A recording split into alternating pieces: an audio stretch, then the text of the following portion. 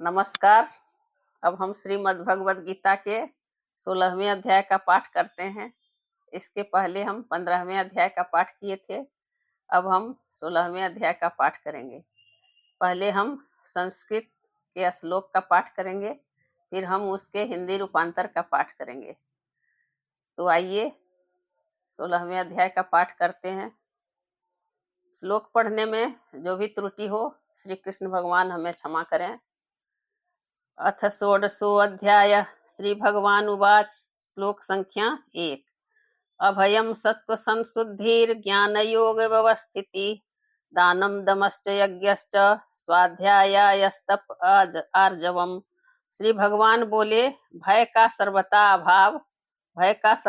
अभाव, अंतःकरण की पूर्ण निर्मलता, तत्व ज्ञान के लिए ध्यान योग में निरंतर दृढ़ स्थिति और सात्विक दान, इंद्रियों का दमन, भगवान देवता और गुरुजनों की पूजा तथा अग्निहोत्र आदि उत्तम कर्मों का आचरण एवं वेद शास्त्रों का पठन पाठन तथा भगवान के नाम और गुणों का कीर्तन, स्वधर्म पालन के लिए कष्ट सहन और शरीर तथा इंद्रियों के सहित अंतःकरण की सरलता।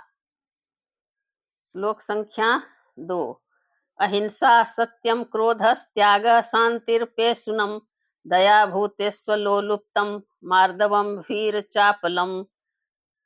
मन, वाणी और शरीर से किसी प्रकार भी किसी को कष्ट न देना, यथार्थ और प्रिय भाषण, अपना अपकार करने वाले पर भी क्रोध का न होना, कर्मों में कर्तापन के अभिमान का त्याग, अंतःकरण की उपरति अर्थात चित्त की चंचलता का अभाव, किसी की भी निंदादि न करना, सब भूत प्राणियों में हेतु रहित दया, इंद्रियों का विषयों के साथ संयोग होने पर भी उनमें आसक्ति का न होना, कोमलता, लोक और शास्त्र से विरुद्ध आचरण में लज्जा और व्यर्थ चेष्टाओं का अभाव।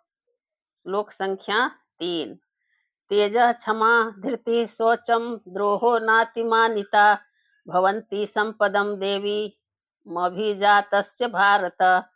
तेज, क्षमा, धैर्य, बाहर की शुद्धि एवं किसी में भी शत्रु भाव का न होना और अपने में पूज्यता के अभिमान का अभाव, ये सब तो हे अर्जुन देवी संपदा को लेकर उत्पन्न हुए पुरुष के लक्षण हैं। श्लोक संख्या 4। दंभो दर्पोऽभिमानश्च क्रोधः पारुष्यमेव च अज्ञानं चाभिजातस्य पार्थ संपदमासुरीम्। हे पार्थ, दंभ, घमंड और अभिमान तथा क्रोध, कठोरता और अज्ञान भी ये सब आसुरी संपदा को लेकर उत्पन्न हुए पुरुष के लक्षण हैं। श्लोक संख्या 5। देवी संपद्विमोक्षाय निबंधायासुरी मता माँ शुच संपदम देवी माँ भेजातो असि पांडव। देवी संपदा मुक्ति के लिए और आसुरी संपदा बांधने के लिए मानी गई है, इसलिए हे अर्जुन तू शोक मत कर, क्योंकि तू देवी संपदा को लेकर उत्पन्न हुआ है। श्लोक संख्या 6। द्वभूत सर्गो लोके अस्मिन् देव आसुर एव च दैवो विस्तरसः प्रोक्त आसुरं पार्थ में शृणु। हे अर्जुन, इस लोक में भूतों की सृष्टि यानी मनुष्य समुदाय 2 ही प्रकार का है, एक तो देवी प्रकृति वाला और दूसरा आसुरी प्रकृति वाला। उनमें से देवी प्रकृति वाला तो विस्तार पूर्वक कहा गया, अब तू आसुरी प्रकृति वाले मनुष्य समुदाय को भी विस्तार पूर्वक मुझसे सुन। श्लोक संख्या 7। प्रवृत्तिं च निवृत्तिं च जनानो विदुरासुरा न शौचं नापि चाचारो न सत्यं तेषु विद्यते।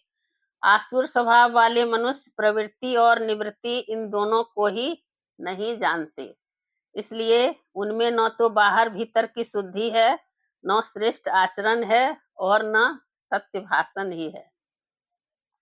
श्लोक संख्या 8।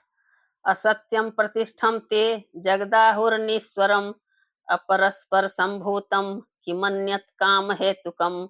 वे आसुरी प्रकृति वाले मनुष्य कहा करते हैं कि जगत आश्रय रहित, सर्वथा असत्य और बिना ईश्वर के अपने आप केवल स्त्री पुरुष के संयोग से उत्पन्न है, अतएव केवल काम ही इसका कारण है, इसके सिवा और क्या है। श्लोक संख्या 9। एतांग दृष्टिमुवष्टभ्य नष्टात्मानो अल्पबुद्धयः प्रभवन्त्युग्र कर्माणः क्षयाय जगतो हिता। इस मिथ्या ज्ञान को अवलंबन करके जिनका स्वभाव नष्ट हो गया है तथा जिनकी बुद्धि मंद है, वे सबका अपकार करने वाले क्रूर कर्मी मनुष्य केवल जगत के नाश के लिए ही समर्थ होते हैं। श्लोक संख्या 10। काममाश्रित्य दुष्पूरं दंभमानं दान्विता मोहाद गृहीत्वा सद्ग्राह्यान् प्रवर्तन्ते न शुचिव्रता। मोहाद गृहीत्वा सद्ग्राहान् प्रवर्तन्ते अशुचिव्रता। वे दंभ मान और मद से युक्त मनुष्य किसी प्रकार भी पूर्ण न होने वाली कामनाओं का आश्रय लेकर अज्ञान से मिथ्या सिद्धांतों को ग्रहण करके और भ्रष्ट आचरण को धारण करके संसार में विचरते हैं। श्लोक संख्या 11। चिंताम परिमेयाम च प्रलयांतामुपाश्रिता कामोपभोग परमा एता वदति निश्चिता। तथा वे मृत्यु पर्यंत रहने वाली असंख्य चिंताओं का आश्रय लेने वाले, विषय भोगों के भोगने में तत्पर रहने वाले और इतना ही सुख है इस प्रकार मानने वाले होते हैं। श्लोक संख्या 12। आशा पास सतैर्बद्धा काम क्रोध परायणा ईहन्ते काम भोगार्थ मन्यायेनार्थ संचयान। वे आशा की सैकड़ों फांसियों से बंधे हुए मनुष्य काम क्रोध के परायण होकर विषय भोगों के लिए अन्याय पूर्वक धनादि पदार्थों का संग्रह करने की चेष्टा करते हैं। श्लोक संख्या 13। इद मध्य मया लब्धमिमं प्राप्स्य मनोरथम इद मध्य मया लब्धमिमं प्राप्स्ये मनोरथम इदमस्तीदमपि मे भविष्यति पुनर्धनम। वे सोचा करते हैं कि मैंने आज यह प्राप्त कर लिया है और अब इस मनोरथ को प्राप्त कर लूंगा। मेरे पास यह इतना धन है और फिर भी यह हो जाएगा। श्लोक संख्या 14। असौ मया हतः शत्रुर हनिष्ये चापरानपि ईश्वरो हम भोगी सिद्धो हम बलवान सुखी। वह शत्रु मेरे द्वारा मारा गया और उन दूसरे शत्रुओं को भी मैं मार डालूंगा। मैं ईश्वर हूँ, ऐश्वर्य को भोगने वाला हूँ, मैं सब सिद्धियों से युक्त हूँ और बलवान तथा सुखी हूँ। श्लोक संख्या 15-16। आढ़यो भी जनवानस्मि कोयन अन्योऽस्ति सदृशो मया यक्षये दास्यामि मोदिष्य इत्यज्ञान विमोहिता। अनेक चित्त विभ्रांता मोहजाल समावृता प्रसक्ता काम भोगेषु पतंती नरकेषु च। मैं बड़ा धनी और बड़े कुटुंब वाला हूँ, मेरे समान दूसरा कौन है। मैं यज्ञ करूंगा, दान दूंगा और आमोद प्रमोद करूंगा। इस प्रकार अज्ञान से मोहित रहने वाले तथा अनेक प्रकार से भ्रमित चित्त वाले, मोह रूप जाल से समावृत और विषय भोगों में अत्यंत आसक्त आसुर लोग महान और पवित्र नरक में गिरते हैं। श्लोक संख्या 17। आत्मसंभाविता स्तब्धा धनमान मदान्विता यजन्ते नाम यज्ञस्ते दंभेना विधि पूर्वकम। वे अपने आप को ही श्रेष्ठ मानने वाले घमंडी पुरुष धन और मान के मद से युक्त होकर केवल नाम मात्र के यज्ञों द्वारा पाखंड से शास्त्र विधि रहित यजन करते हैं। श्लोक संख्या 18। अहंकारं बलं दर्पं कामं क्रोधं च संश्रिता मामात्म परदेहेषु प्रद्विषन्तोऽभ्यसूयका। वे अहंकार, बल, घमंड, कामना और क्रोधादि के परायण और दूसरों की निंदा करने वाले पुरुष अपने और दूसरों के शरीर में स्थित मुझ अंतर्यामी से द्वेष करने वाले होते हैं। श्लोक संख्या 19। तानहं द्विषतः क्रूरान् संसारेषु नराधमान् क्षिपाम्यजस्त्रमशुभानासुरीष्वेव योनिषु। उन द्वेष करने वाले पापाचारी और क्रूर कर्मी नराधमों को मैं संसार में बार बार आसुरी योनियों में ही डालता हूँ। श्लोक संख्या 20। आसुरिं योनिमापन्ना मूढ़ा जन्मनि जन्मनि माम प्राप्येव कौन्तेय ततो यान्त्यधमा गतिम। हे अर्जुन, वे मूढ़ मुझको न प्राप्त होकर ही जन्म जन्म में आसुरी योनि को प्राप्त होते हैं, फिर उससे भी अति नीच गति को ही प्राप्त होते हैं, अर्थात घोर नरकों में पड़ते हैं। श्लोक संख्या 21। त्रिविधम नरकस्येदं द्वारं नाशनमात्मनः कामः क्रोधस्तथा लोभस्तस्मादेत्रयं त्यजेत। काम, क्रोध तथा लोभ, ये 3 प्रकार के नरक के द्वार आत्मा का नाश करने वाले अर्थात उसको अधोगति में ले जाने वाले हैं। अतएव इन तीनों को त्याग देना चाहिए।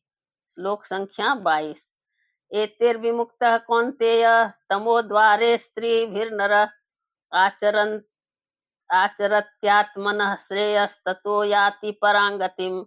हे अर्जुन, इन तीनों नरक के द्वारों से मुक्त पुरुष अपने कल्याण का आचरण करता है, इससे वह परम गति को जाता है, अर्थात मुझको प्राप्त हो जाता है। श्लोक संख्या 23। यह शास्त्र विधि मृत सृज्य वर्तते काम कारत न स सिद्धि मवाप्नोति न सुखं न परांगतिम।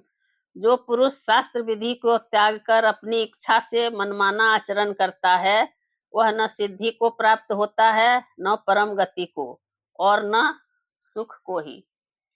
श्लोक संख्या 24।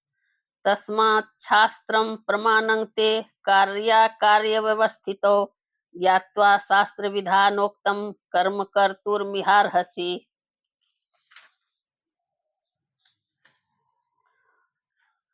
इससे तेरे लिए इस कर्तव्य और अकर्तव्य की व्यवस्था में शास्त्र ही प्रमाण है। ऐसा जानकर तू शास्त्र विधि से नियत कर्म ही करने योग्य है। बोलिए श्री कृष्ण भगवान की जय। ओम तत्सदिति श्रीमद्भगवद गीता उपनिषत्सु ब्रह्म विद्यायाम योग शास्त्रे श्री कृष्णार्जुन संवादे देवासुर संपद विभाग योगो नाम षोडशो अध्यायः। बोलिए श्री कृष्ण भगवान की जय। श्रीमद् भगवद गीता की जय।